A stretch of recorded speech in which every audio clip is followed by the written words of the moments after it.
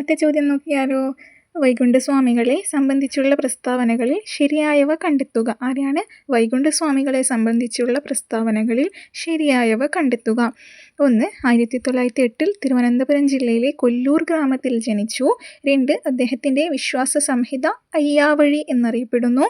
3. അരുൾനൂല് അദ്ദേഹത്തിൻ്റെ രചനയാണ്. 4. കണ്ണാടി പ്രതിഷ്ഠ നടത്തി. ഏതാണ് ശരി? ഉത്തരം ഓപ്ഷൻ ബി ആണല്ലേ. 2, 3, 4 ആണ്. 1 എന്തുകൊണ്ട് തെറ്റി? നമുക്ക് നോക്കാം.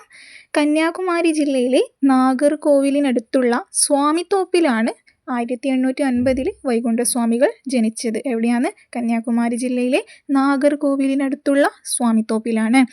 അതുപോലെ കേരളത്തിലെ ആദ്യത്തെ സാമൂഹിക സംഘടനയായി കരുതപ്പെടുന്ന സമത്വ സമാജം സ്ഥാപിച്ചത് വൈകുണ്ഠസ്വാമിയാണ്. ഏതു വർഷമാണ്?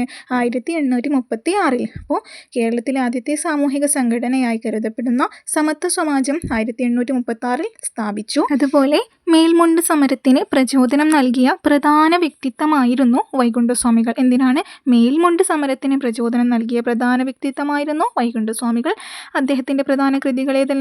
അഖിലത്തിരുട്ട്, അരുൾനൂല്. ഏതെല്ലാം? അഖിലത്തിരുട്ട്, അരുൾനൂല്. അദ്ദേഹമാണ് ജാതി ഒന്ന്, മതം ഒന്ന്, കുലം ഒന്ന്, ദൈവം ഒന്ന് എന്ന സന്ദേശം നൽകിയത്.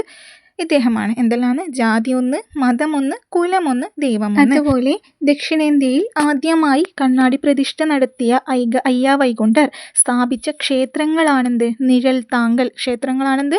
നിഴൽ താങ്കൽ. അതുപോലെ വേല ചെയ്താൽ കൂലി കിട്ടണം എന്ന മുദ്രാവാക്യം മുന്നോട്ട് വെച്ചതും ആരാണ്?